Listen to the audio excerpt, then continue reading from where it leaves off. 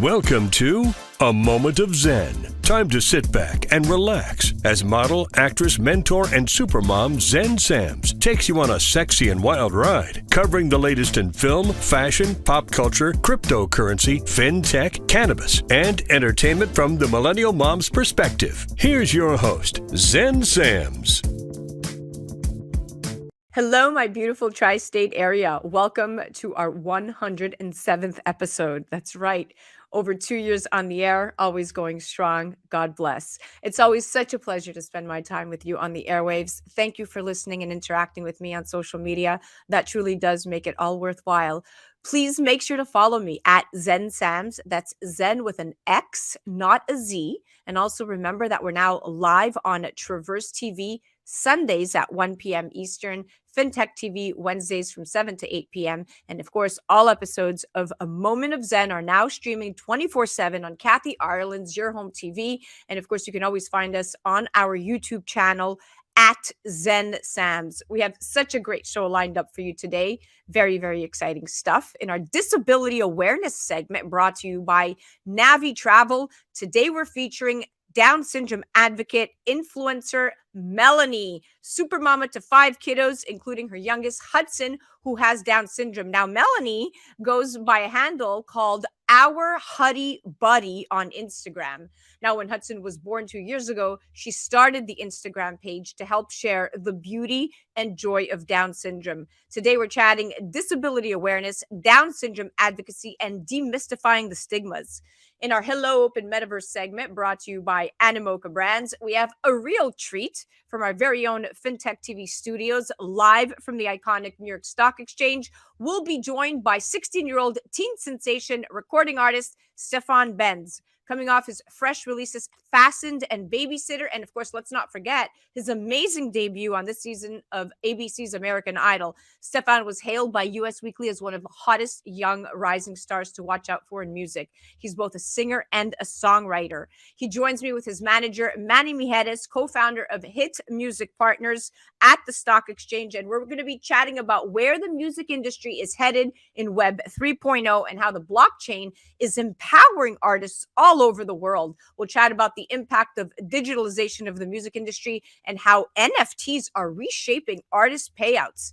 In our Music Madness segment, brought to you by ogpay.com, we are live in the WOR studios at iHeart headquarters, chatting with the legendary Charlie Walk, CEO of Aspen Music Company, former president of Epic Records, host of the top-rated Walk This Way podcast. Today, we're chatting about the influencer to artist pipeline and how fans and social media are leveling the playing field for all musicians. And in our innovation and tech segment brought to you by Caldwell Soames, we're featuring the amazing Grace Gong, founder of Smart Venture Media and the host of Smart Venture Podcast, a top 10 VC podcast. Grace is featured on the list of LinkedIn Top Voices in Finance 2022. Today, we're chatting generative artificial intelligence in the workplace, what it means for your job, and should CEOs and companies be embracing it.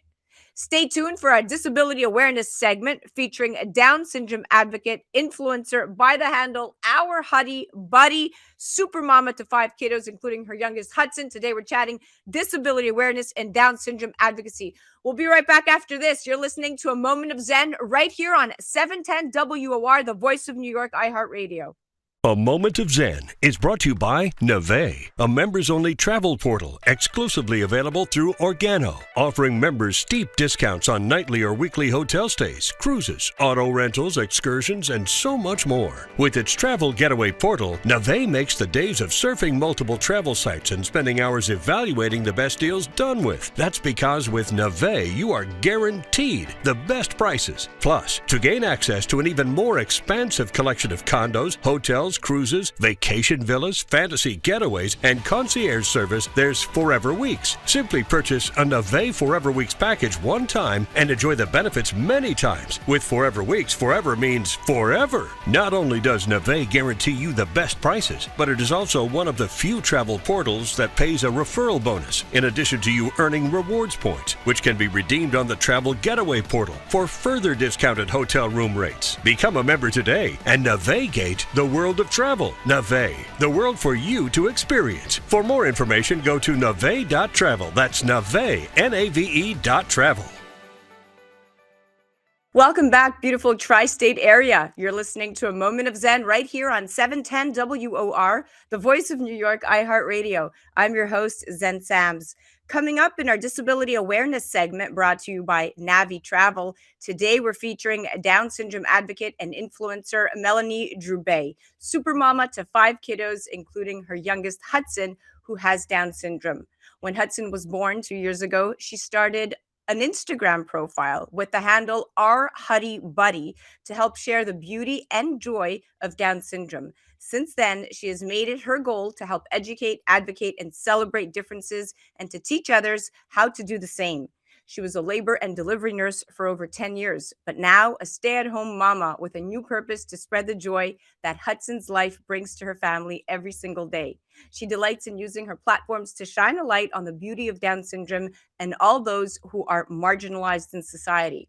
Now, Down syndrome, also called trisomy 21, is the most common chromosomal condition in the United States. This genetic condition happens when there's a problem in one or more chromosomes. Simply put, chromosomes are the structures that hold genes, and genes are part of our body's cells that store instruction for the way our body grows and works. Genes are passed from parents to children, and about 1 in 700 babies is born with Down syndrome. Now, many children with Down syndrome lead healthy, active lives. They can go to school, participate in activities, and enjoy being social with others. Today, we're chatting disability awareness, Down syndrome advocacy, and demystifying the stigmas. Here to shed some light and educate us is Supermama Melanie. Welcome to the show, my friend. Oh, thank you so much. I'm so happy to be here. Thank you. So let's just jump right into the realities of this. So you found out about Down syndrome in a natal screening and decided to keep your baby. Talk to me about this decision and what was that like? Well, I mean, it was a huge shock. We've been trying to get pregnant for 3 years, and it just never even crossed my mind that I would ever have a child with Down syndrome or a disability. And so it was quite the shock getting the news. But terminating the pregnancy was never an option for us. We knew that we would love him no matter what, and that we would support him. Whatever that looked like, we would do the best we could to help him have a good, successful life. I love it that you stuck through and held on to your faith and family and really saw this through and loved this little boy. Now, each year, we know statistically about 6,000 babies are born with Down syndrome in the United States. And like I said earlier, it's the most common chromosomal disorder in America, yet the most stigmatized. Now, when we talk about the stigmas here and we break it down in terms of what it means genetically, we know that each person has 23 pairs of chromosomes or 46 in all. For each pair, you get one chromosome from your mother and one from your father. Now, babies with Down have an extra copy of this chromosome 21, and this extra copy changes the way the brain and body really develop. Now, Down syndrome affects everybody and everyone a little bit differently. How is Down syndrome affecting Hudson's health and development at this point? He's actually surprising us and doing really, really well. I thought coming into this, I thought it would change so much more than it has. I had a lot of misconceptions. I had a lot, you hear all these myths about they're not going to be able to do this or that, or they're going to be so far behind. And I think the most important thing that I've learned watching Hudson and familiarizing myself with the disability is that they're all individuals. So how that extra chromosome affects them is really individualized. Some can have a strength. Hudson is really strong in his physical gross motor movement. He's right on his milestones with that, and his speech is coming along too. So where I thought there might be delays, there's not, and it just really depends on the individual on how that works and what you see. It's funny how there's so much misinformation and so much stigma surrounding this and so many naysayers out there that this contributes to the misinformation and miseducation around this. Now, this was certainly not what you envisioned. What is the hardest part? The hardest part is the judgment of others and the preconceived, you know, comments, maybe you get people being misinformed, people judging just based on the diagnosis before they even know him. That's the hardest thing for me. It can be really hurtful. You kind of learn quickly how to be a strong advocate, and you learn really quickly kind of how to develop a tough skin, how to stand up for them. That's a huge part, I feel like, of being a mom to someone who needs that. Well, that's the truth, right? You've taken a strong stance in being his voice when he doesn't have one. And when he does Mhm. finally have his own voice and he's able to advocate for himself, it's going to come from that strong mama bear place because you're paving the way for him. So you're doing amazing, incredible things already. Now, how is the situation affecting? Remember, I'm saying affecting, not affecting the rest of the family. And how are his siblings adjusting? This has been probably one of the biggest surprises, and one of, I feel like, a lot of worry as a mom who has other children. When they receive that diagnosis, it automatically goes to, how is this going to affect my other children, right? How is this going to affect our family life? And that's been one of the biggest blessings, is that he is honestly the center and the star of our family. We just all adore him. All of the kids just feel like he is a blessing, and he makes us smile every day. And I really believe it's brought us all closer together. I mean, it's like we're one little family unit, kind of all centered around Hudson now, and we're all willing to do what we can to make his life special and to share the joy that we feel every day with others around us. And it's interesting because Hudson has this infectious smile. He has the most glowing, beautiful eyes. There's something about him that is just so charismatic. And that's how I found you. I found you on Instagram and I stopped at his photo and he was just the cutest darn thing I'd ever seen. And I thought to myself, wow, who is this beautiful little boy? And that's what's interesting to me. At first glance, I didn't realize he had Down syndrome until I started looking at other photos and reading through your posts. And that's what made it so unique, that he had me at hello. He captured me in one of those videos. Now, it's interesting because the other children are probably developing their own relationships with him, and he probably has his own unique relationships with his siblings, and it's probably different with each one of them. But from a broader view, as a mom, you left your career as a labor nurse. You were pretty established, and now you've dedicated your whole time to family and really Hudson, and making sure that Hudson has everything he needs, because if Hudson's okay, everybody else is okay, right? It's just kind of, it's a ripple effect. But what has this journey really taught you? Um, I'd say, I mean, it's taught you that you never know what's coming, right? Like you can never guess what life challenges is going to bring you. And when I first learned about his diagnosis, I was devastated, like I just, all the unknowns. I was so full of fear.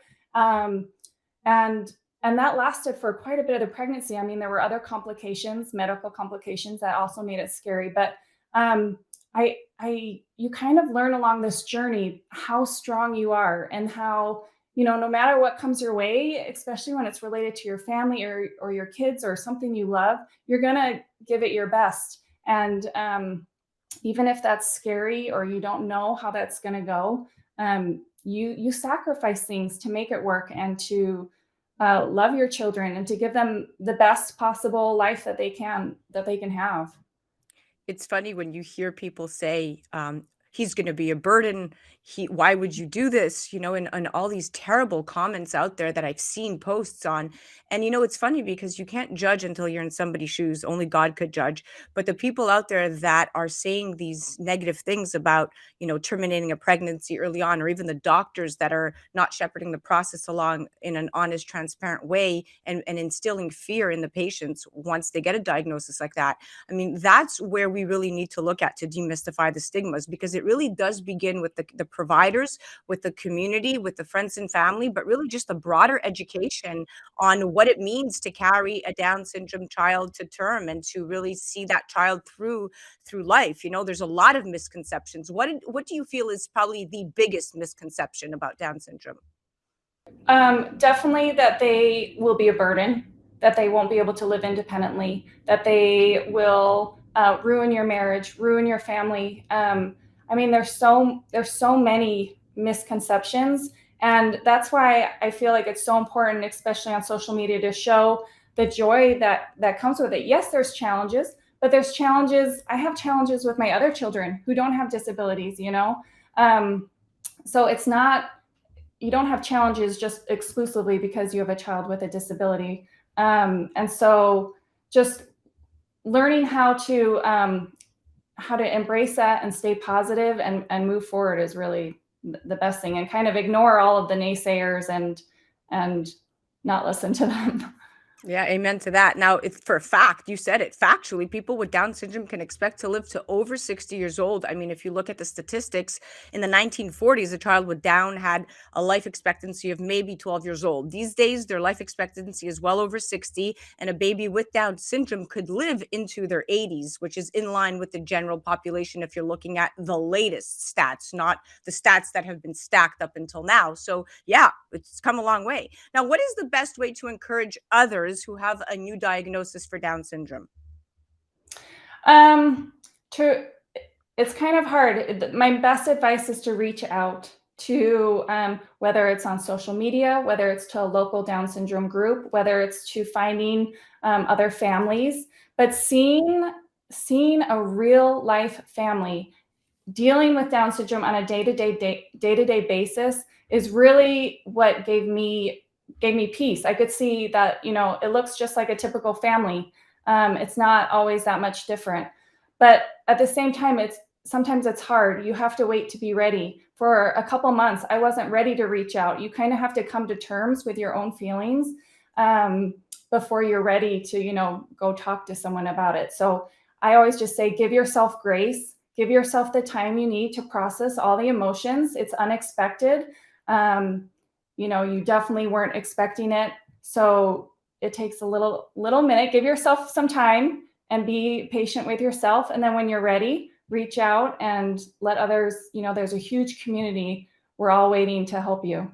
Yes, I know there's some really good ones out there, some organic ones that have been founded by mamas like yourself. My really good friend Misty Coy Snyder has one called Happiness is Down Syndrome. There's a couple of really good, really homegrown ones that are starting from just moms just wanting to be, advocates out there and the voices for your children. So thank you so much for coming on. What a pleasure chatting with you. You are so inspirational. Take my hat off to you. You are doing it all. One savvy mama. You are Mama Bear, protecting the family, taking care of them, and really spreading love and joy. Hudson is very lucky to have you. Oh, thank you. I feel like I'm the lucky one. Well, you know what? God has many plans in store for you and your family, and they're all beautiful. Thank you so much for coming on to A Moment of Zen. Thank you. It's been a pleasure. Absolutely.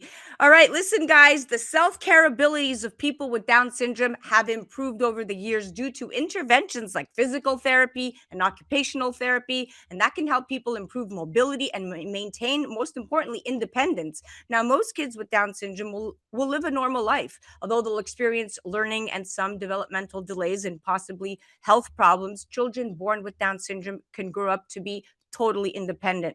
What happens after birth matters a great deal. And as with any kid, family, environmental, cultural, and social factors will determine their success in adulthood. They will need extra help to speak well, get a job, find somewhere to live, and have relationships. But achieving these normal things is entirely possible only in a supportive, inclusive community. So please be that person that helps. That was our disability awareness segment brought to you by Navy Travel. And that was the amazing Melanie Drubay. Instagram handle, @HuddyBuddy. Check her out on Facebook and TikTok at that same handle. You're listening to A Moment of Zen right here on 710 WOR, the voice of New York, iHeart Radio. We'll be right back after this.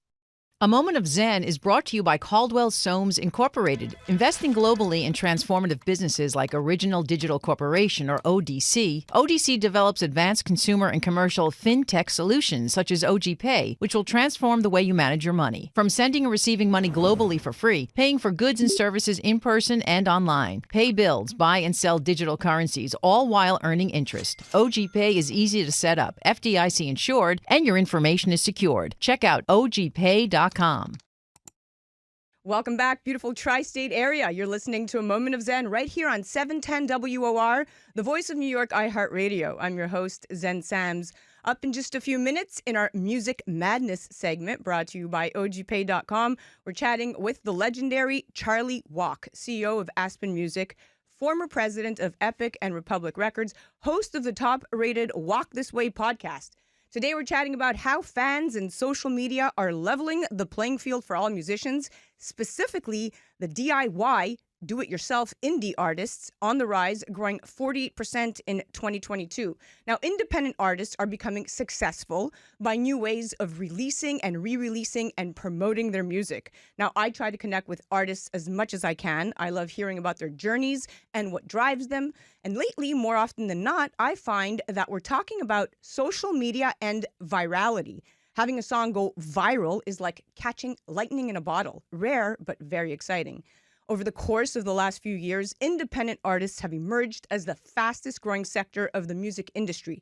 Specifically, it's DIY indie artists who are on the rise. Now, these artists that Charlie works with are artists who are not bound by the rigid structure of the old school music industry and who are releasing music on their own terms. Today's indie artists are uniquely positioned to maximize the advantages that digital music platforms provide. And companies like Aspen Music have the agility to accommodate these artists in a way that major record labels cannot. Welcoming now to the show is the amazing Charlie Walk. Welcome, my friend. Thank you for having me. First of all, I love watching your show. I know it's audio and video and iHeart and WOR, but you're just amazing and you do your homework. And if I'm going to go on one show, it's going to be yours. So thanks for having me. Oh, this is exciting. I love having you, especially in person. This is a big treat for me. So let's chat about how social media is increasingly where discovery is happening. We've been talking about this. Take, for example, TikTok with over 1 billion users, 3 times the amount Spotify has. Last year, about 120 acts were discovered on TikTok and then signed to majors. I mean, 75% of TikTokers say they discovered new artists through that platform, and 67% of them, Charlie, were more likely to seek out a song on a streaming platform if they heard it on the app. And this is according to Music Perceptions research conducted by MRC Data. This is real stuff. How do you weed out the artists that are here to stay versus these one-hit wonders? Well, I've said repeatedly, as you know, stars are born, not made. And, you know, I always go back to, remember that song, Roxanne, Roxanne? That it blew up on TikTok, right? Yeah. I even forgot the name of the artist. And I think it was a $10 million record deal. And all the labels went crazy because this one song was blowing up. But the artist is over now, right? For the most part, or maybe the artist is doing something. No disrespect. But that was a typical sort of one-hit wonder, data-driven signing. Everyone's going crazy for market share for the record. They do a huge deal with the guy, and maybe they broke even, maybe they didn't. But I don't think I'm in that business. I think we're in the star business where we chase the artist, not the song. And if you chase the artist, you end up with long-term, successful stars that actually affect culture and grow over time versus the one-hit wonder game. And I think there are those that want to play both. Maybe the major labels in that game. For me, that wants to partner with, deploy capital for artists, make that bet prior to. I just ran into Maxwell from Z100 in the hallway here, and we just talked about a story with one of my artists, and he got goosebumps. Yeah, I want to be in the goosebump game. I want to be in the gut game.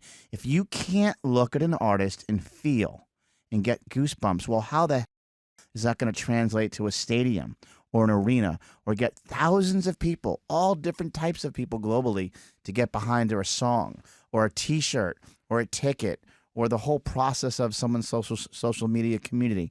That's kind of the game that I want to be in.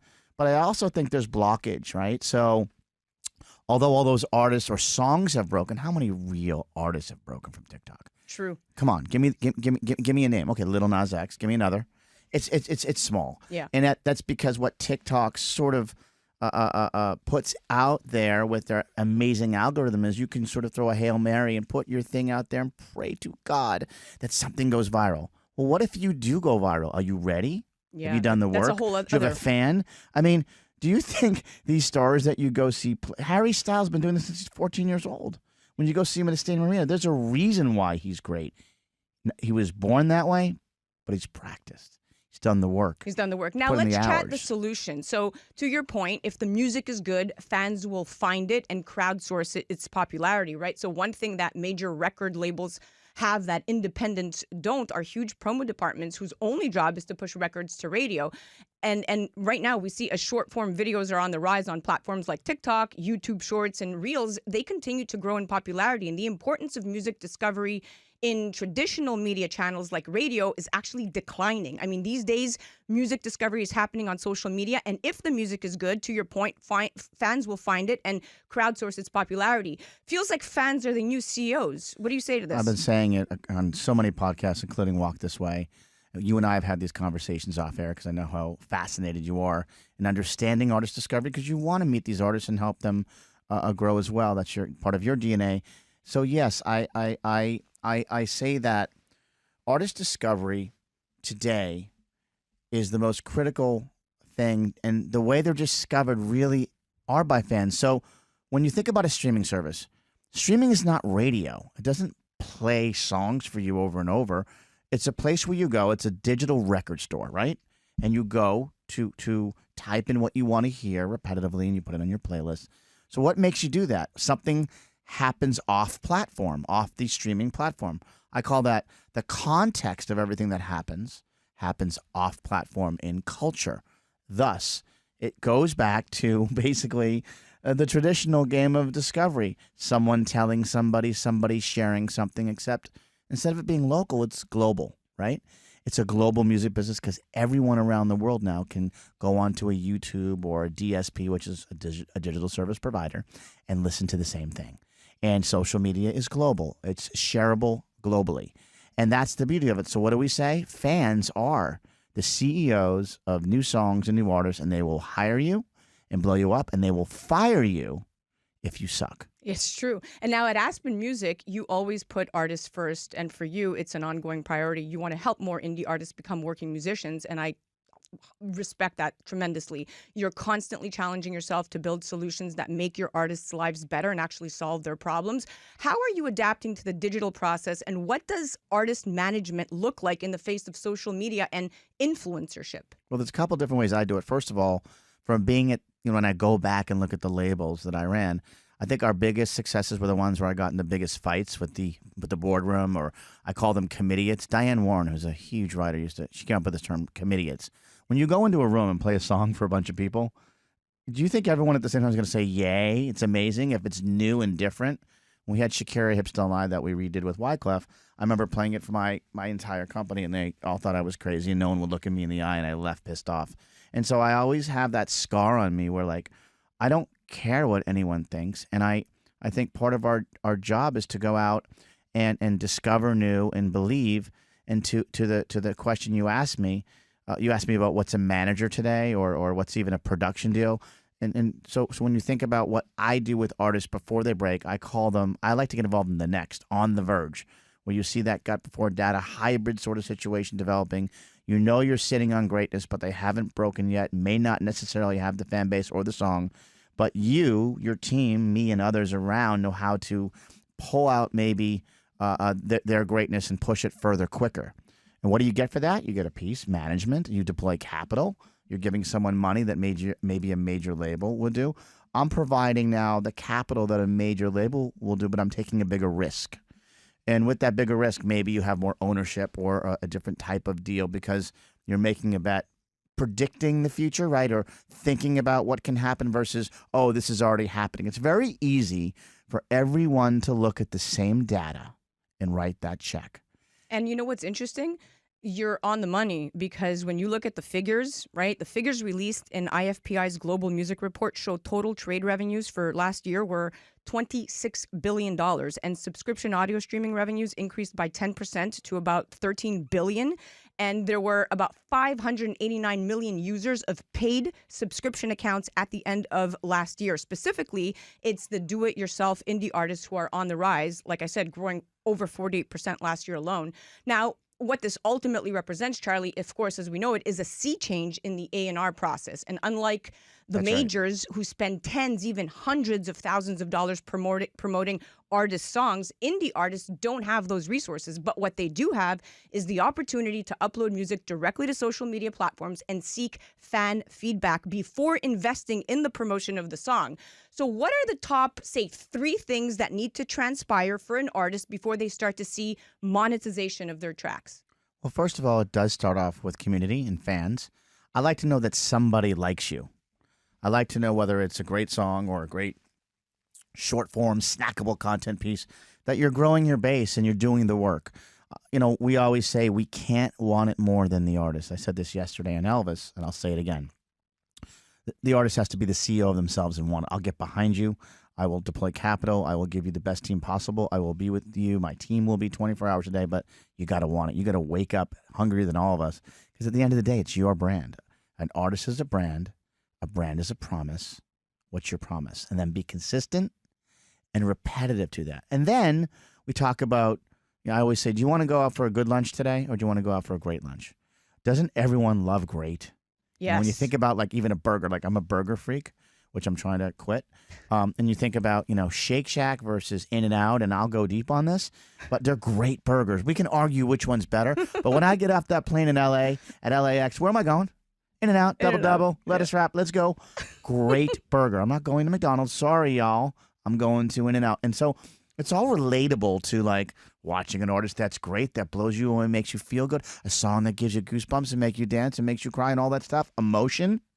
Those that can fulfill the emotional part of any type of human being, those are the artists that end up being the biggest. And that's what we want to do. And I want to say one thing about the major. Someone said to me, are you anti-major? No, I'm not. Every artist that we have will have the ability to make a deal with a major label, and those major labels can rent our records. There you go. That's called a distribution deal.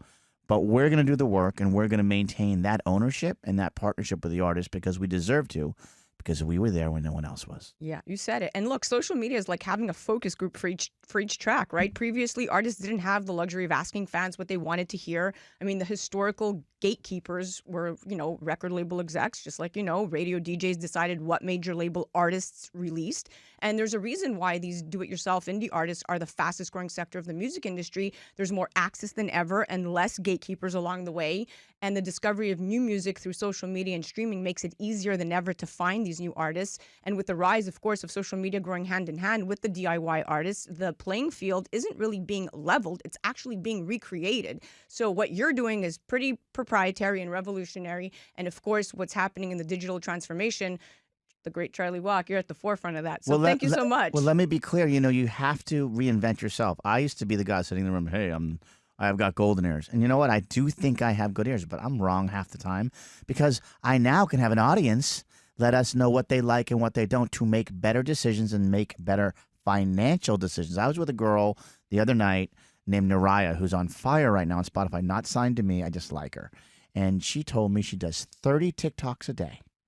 Okay? And Wow. She sees what her fans like sonically and visually and makes her decisions based upon her bosses, the fans. And she played last night in New York at a sold-out show.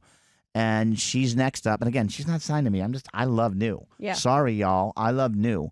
And she just blew me away. And she's so effing smart. And she is the epitome of what a true boss music star is today. All right. I want to be with those her. people. Let's go, Naraya. Big shout out to Naraya. Well, we're out of time. Charlie, thank you so much for hanging out with me today. It was awesome. Thank you.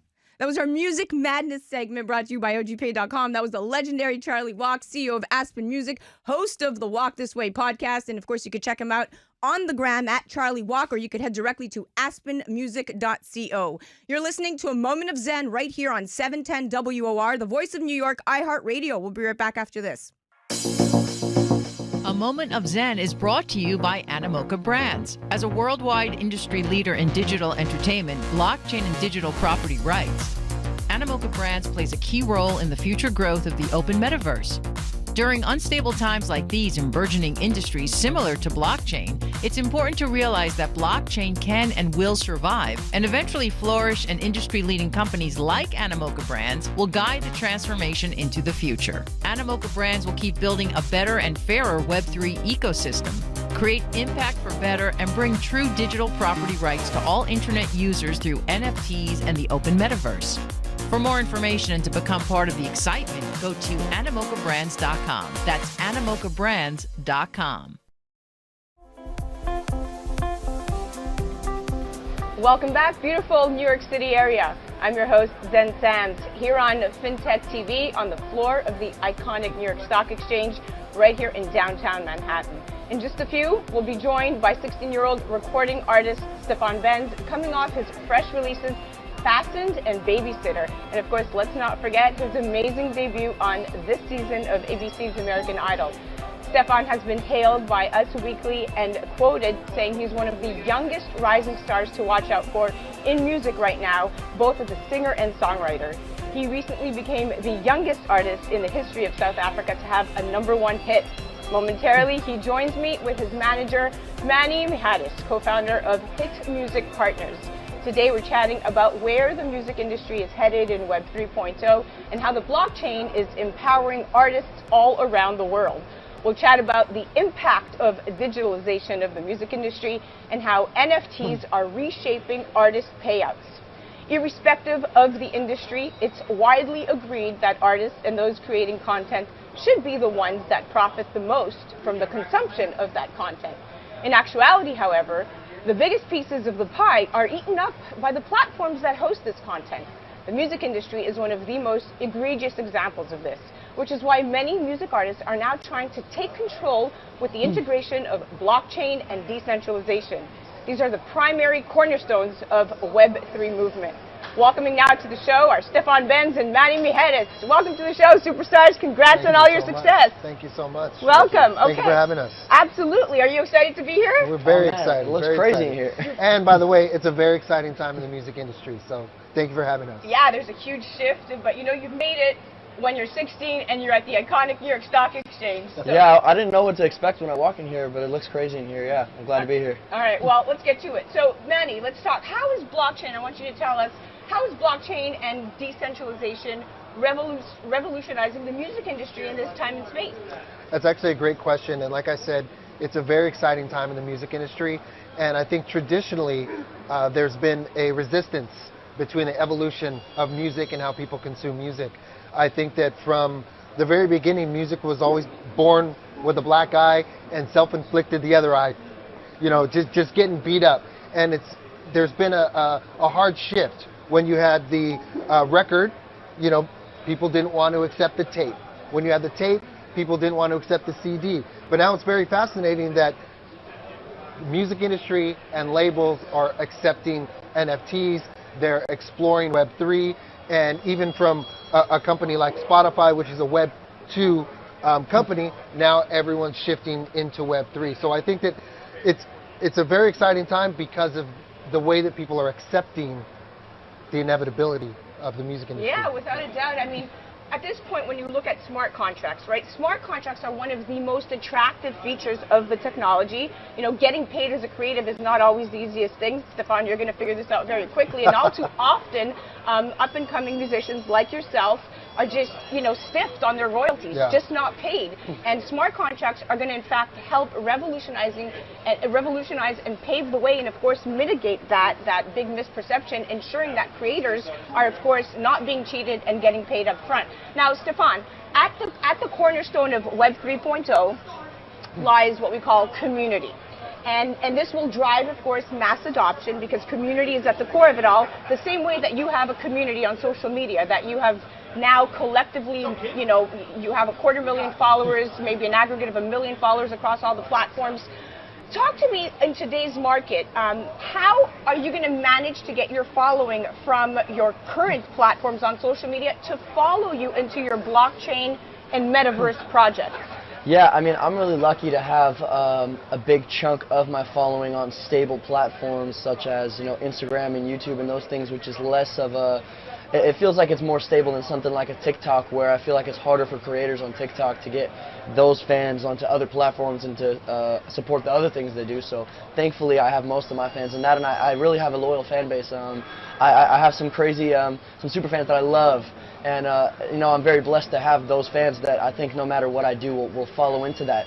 I'm just blessed to have those fans that support whatever I do. And would you say that those fans are fully aware of what's happening in the blockchain and the shift that we are now moving into Web 3.0, gamification? Are your fans aware of these verticals that they could participate in? Yeah, I mean, the thing is, I think all kids are kind of getting more aware. I mean, my little sister probably wouldn't know what to do with the CD. She's just all on her phone and working with other stuff. So I think the second something like that is available to everybody, I think they'll be able to figure it out in no time, especially my fans' age demographic, you know, 12-year-olds to, like, you know, 20 or something. I think that age range will definitely be able to follow into that. And just to touch on that, I think with Web3 and just having something more stable is going to help artists and help them have longevity in the music industry. So if you take things like Vine, for example, where the artists had their fan base, they had their people there, and some had millions of followers, but when Vine just went away,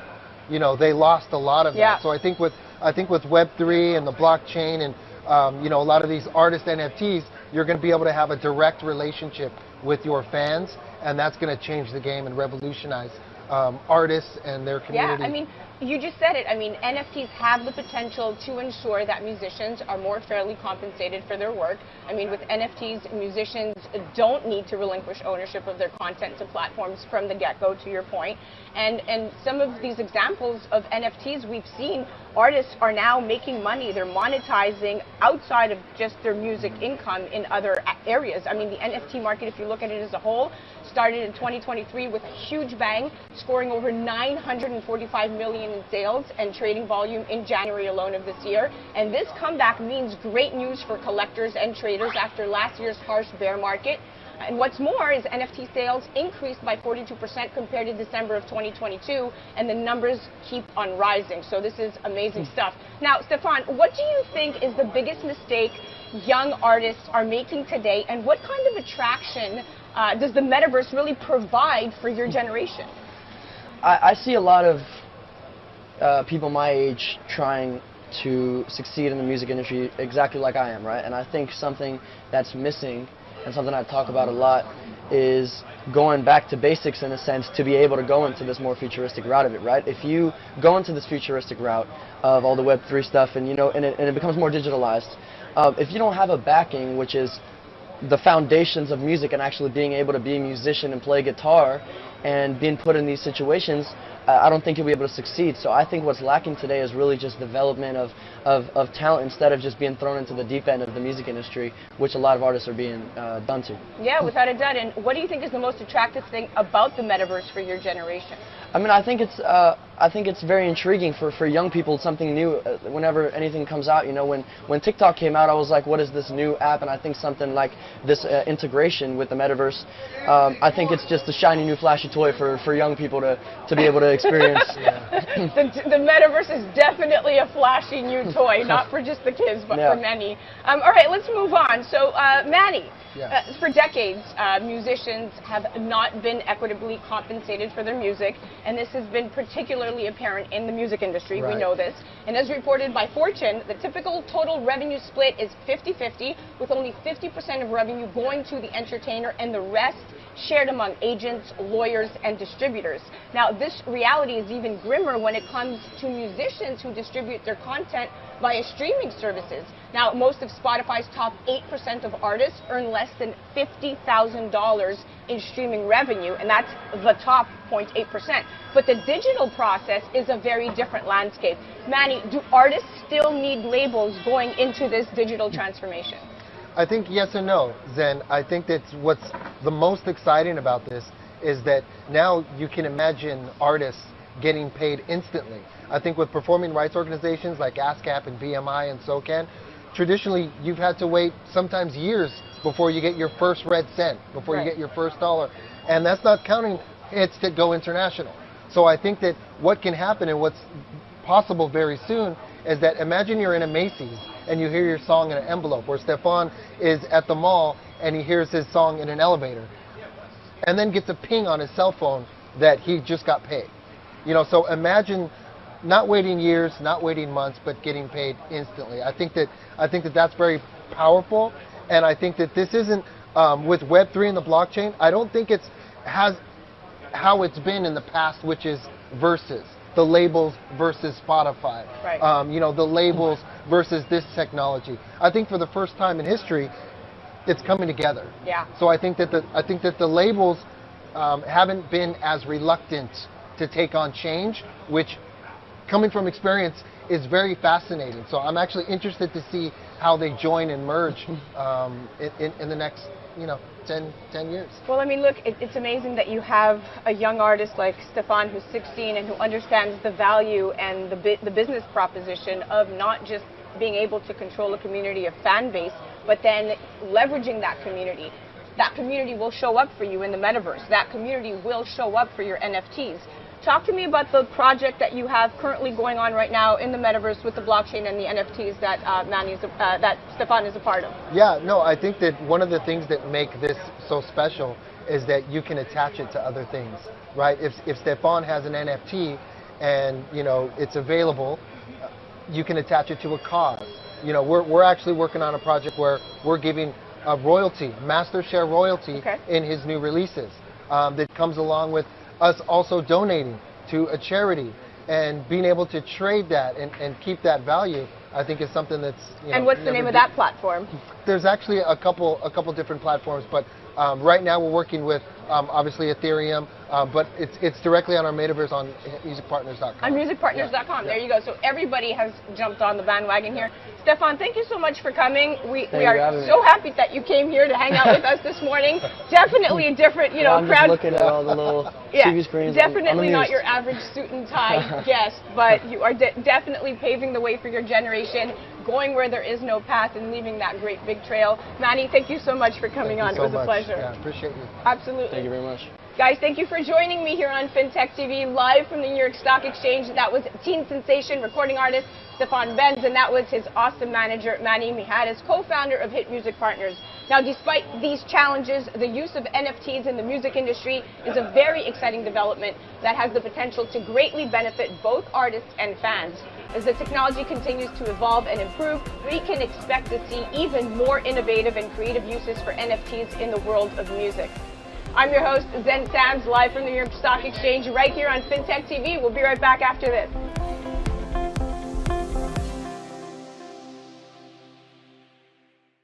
A Moment of Zen is brought to you by Caldwell Soames Incorporated, investing globally in transformative businesses like Original Digital Corporation, or ODC. ODC develops advanced consumer and commercial fintech solutions such as OG Pay, which will transform the way you manage your money. From sending and receiving money globally for free, paying for goods and services in person and online, pay bills, buy and sell digital currencies, all while earning interest. OG Pay is easy to set up, FDIC insured, and your information is secured. Check out ogpay.com.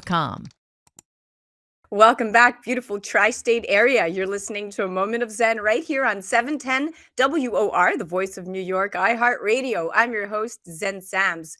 Up next in our Innovation and Tech segment, brought to you by Caldwell Soames, we're featuring the amazing Grace Gong, founder of Smart Venture Media and the host of Smart Venture Podcasts, a top 10 VC podcast. Grace is featured on the list of LinkedIn Top Voices in Finance for 2022. She is the author of The Last Key to Success, which features 21 founders on Forbes 30 Under 30, and How to Be a VC, which ranked #1 new release on Amazon's VC category. Today, we're chatting generative artificial intelligence in the workplace, what it means for your job, and should CEOs and companies be embracing it? Now, artificial intelligence describes algorithms such as ChatGPT that can be used to create new content, including audio, code, images, text, simulations, and video. Recent breakthroughs in the field have the potential to drastically change the way we approach content creation. That's why ChatGPT is receiving so much attention right now. ChatGPT, the GPT stands for Generative Pre-trained Transformer. It's a free chatbot that can generate an answer to almost any question it's asked. Developed by OpenAI and released for testing to the general public back in November of 2022, it's already considered the best AI chatbot ever. And it's popular too. Over millions of people have signed up all over the world. Now, while much has been made about AI's potential to destroy our jobs, workers whose tasks overlap with capabilities of software like ChatGPT are embracing the technology to do away with drudge work, to be more creative, and to level up their skill. Will your job eventually be replaced by a robot? What do experts have to say about AI in the workforce? Welcoming now to the show is the amazing Grace Gong. Welcome, my beautiful friend. Hi, thank you so much for having me. Thank you so much for coming on. This is the second time, and we're excited to feature you again. Thank you. I'm so glad to be here. And yeah, like you said, generative AI is very popular right now. And I really like in that you kind of explain to the audience what it is, because people may not familiar with the technological terms. However, I feel like a lot of people are using it day to day without even knowing it, right? So Without a doubt. And so that's my question to you. So marketers are using AI to write better copy. Mhm. Programmers are using it to take on projects that were previously out of their league or read code in unfamiliar languages. And it seems like everyone's now using it to summarize or write emails in boilerplate documents. Tell me, Grace, should employers be embracing generative AI in the workplace? And if so, what kind of boundaries should be set? Totally. I think that's such a great question.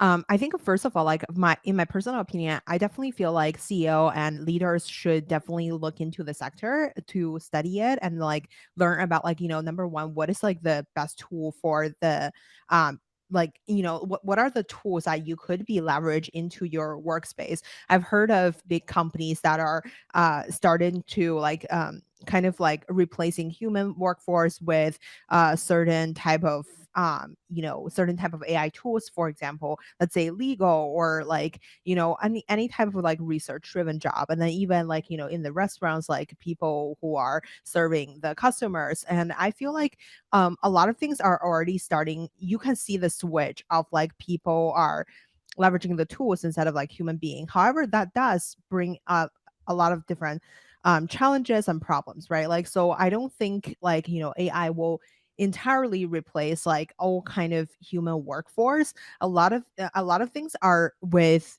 have to be dealt with a lot of nuances. AI is there to help us, and instead of us getting replaced by it. I think one of the good benchmark to set up a deadline is to maybe look into what are break down the task of your current employee on what they're doing right now, and then what are something that's doesn't really require any kind of ethical judgment, because of a lot of these AI tools that are, although they're trained by large amount of data, but the data sets have different kind of qualities. So it's really hard to tell until they made a mistake. So to avoid that, I feel like it's really important to kind of separate your, what are some um traditional kind of judgment that's on particular ethic related things, to set that to the human being, or people setting some sort of protocol for the human to implement it instead of just leveraging machine Yeah, it's directly. true. You're 100% right. You have to really put in a certain level of judgment, and it's really up to the core management and the top tier management, and trickles down on how they're going to implement this across the workforce. Now, all these artificial intelligence enthusiasts posted examples of the chat bot producing computer code, college level essays, poems, and even halfway Mhm. decent jokes. Others among this wide range of people who earn their living by creating content, from advertising copywriters to tenured professors, are Mhm. kind of shaking in their boots. Back in January, over 40% of Americans said they were using generative AI technology at work, and that rate was going to likely get higher.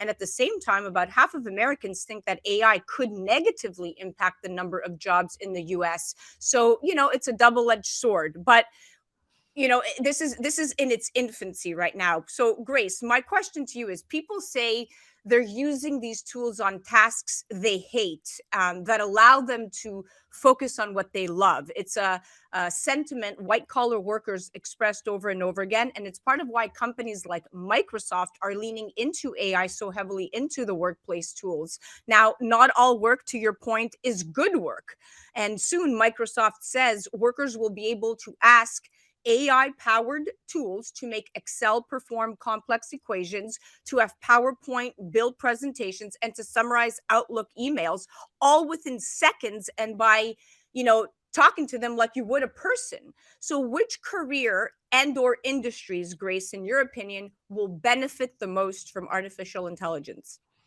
I think in a broader level, it's every industry in a way, because think about, like, let's say like we use PowerPoint as example, right? Like recently I've chatted with a founder in the Bay Area, then they created a sort of like auto-generated PowerPoint, or like auto-generated storytelling tool to for people to showcase their ideas. So you can basically type in one sentence of let's say we want to write a pitch deck for your show, and like, so like let's say I want to pitch myself to your show as a guest, and then I will write one sentence of like pitching myself to Zen's show, and then within like 1 second it will generate like a 15 pages pitch deck to like, and then so I can like directly send it to you, or like with some kind of minor editing, and then I can send it to you. So essentially, like a lot of these tools are already kind of existed out there, and then like without people even noticing it. For example, let's say you got recommended by certain food app, and then like those algorithms are getting more and more intelligent, so they're generated by data instead of generated by like a human selection on, we vote this is the best food in your area. So I Right. feel like a lot of times like people don't really notice that was behind the scenes. So I feel like every category of work could be just like automatically changed by these tools. And in the nature of like the technology shift, I feel like in the future we'll see more people's job are focusing on like, uh editing, or like based on, how do you write the best prompt for AI to help you generate something, instead of like, in the past people have to manually write a pitch deck and then manually edit it and then manually send it to you or send it to someone else. Yeah, this is definitely taking the taking control of the situation in a very progressed way and cutting out that middleman. Now, it's interesting because artificial intelligence, of course, as we know, is a fast evolving technology with all this amazing potential to make workers more productive, to make firms more efficient, and to spur innovation in new products and services. I mean, that's at the core of it all. And at the same time, AI can be used to automate existing jobs, to your point, and exasperate inequality. And it can also lead to discrimination against workers, though. So, what should employers and CEOs be mindful of to avoid misuse of the technology? I would say like set yourself like basically like setting a trial group first. Like, so for example, maybe you test it within a smaller group of employees that are like, more experienced, or like people that are like knowing that they're just testing these tools out before you launch it to your whole company. I think like number one is like, testing out what can go wrong before you implement into your workspace. And number two is like just be mindful of like, these are tools. These are not technically, it's sort of like, sometimes when you drive a car, you can crash it because of like Yeah. some uncertainty issues. And like, it's not because of the car, or it's not because of like the road. It's because of the human who are driving it. And then like just, again, like as a leader, you are in the driver's seat. So like, where to go and then how fast you want to go are all depends on you. So just be mindful of like, you can control this. And then like, this is all within your control if you really want to. So I feel like those are things that I You would. have to be in the driver's seat. Yeah, Yeah. you can't let the robot control you, and you got to Mhm. definitely know how you're dispersing this across your workplace. Now, we have about 2.5 minutes left. I'm hoping you can answer this question quickly. So let's talk investments really quickly. So companies employ artificial intelligence in two main ways. Many tech companies use AI to make their existing operations more powerful, such as through high-profile applications, including Mhm. robotics, self-driving cars, and virtual assistants. Google, a subsidiary of Alphabet, uses AI to filter out spam for Gmail users. Amazon uses AI to recommend products to customers, while Netflix uses AI to guide content creation and recommendation. As a venture capitalist, Grace, what do you look for when investing in AI businesses or global enterprises that show potential? You have about 2 minutes. Yeah, I think that's such a great question. So in general, I feel like one of the biggest potential is in um just like the AI of workspace. I'm like very personally very excited about that because people every single day people spend around like half of its time to like actually spend at work, right? So I feel like a lot of these work tools can maximize how we interact with each other, even in our like life. So I personally feel like the AI in the workspace are something that I'm really, really passionate about. So And you then like to look for businesses that already are that are already integrating AI in their workforce, essentially. And when looking for investments, potentially, is that what you're saying? yeah, totally. I'm more like bullish about like the AI native companies. So like, when you're looking at this is not something that I would even well, like it's something that's like already really, really successful. It's not like a startup or anything, but like well, it is still a startup, but it's like a fast growing startup. Let's say, a startup that could help you generate like the PowerPoint, like Tome, or like Runway ML that can help you to generate any kind of like images or like movie, even like just by typing in words or like doing minor changes or like describing what you want. And then I think those things are extremely exciting because I feel like I can see that being like very broadly used by many many people that benefit them from doing really hideous tasks. So I feel like the AI in the workspace is something that I feel like people should invest in, especially like living in this age. I feel like people are like working in a combination of like remote work as well as like being in the office. People are collaborating overseas as well as like just there's just so much more ways for us to leverage this technology instead of like we have to Instead of resisting it. Yes. yeah, No, I totally. couldn't agree more. Well, listen, we're out of time. Thank you so much for coming on. It was so insightful. Always a pleasure chatting with you. Smart and beautiful. Thank you so much. You too. And yeah, like I definitely love the show, and I feel like you guys bring on so many diverse set of guests, and I always learn so much by just watching it or listening to it. Well, it takes experts like you to come on. Thank you so much for coming. Thank you so much, then. Guys, that was the amazing Grace Gong. That was our innovation and tech segment brought to you by Caldwell Soames. The truth is that we don't know how artificial intelligence technologies will impact work. The fear is that if tools make existing tasks take hours instead of days, employers might hire fewer employees to get the job done or make their work part time. The hope is that while the new technology could cause some disruption in what people do, it will ultimately, and I truly believe this, lead to more and better work, much like previous technological advancements, such as the personal computer or, hey, even the internet. Didn't spell the end of white collar jobs now, did it? So for now, we know that Americans who've chosen to deploy this technology at work seem to like it. They certainly don't feel like frogs boiling in a pot. That was our innovation and tech segment brought to you by Caldwell Soames. That was the amazing Grace Gong, founder and CEO of Smart Venture Media and host of Smart Venture Podcasts. Definitely check them out at svppro.com. You're listening to A Moment of Zen right here on 710 WOR, the voice of New York, iHeart Radio. We'll be right back after this.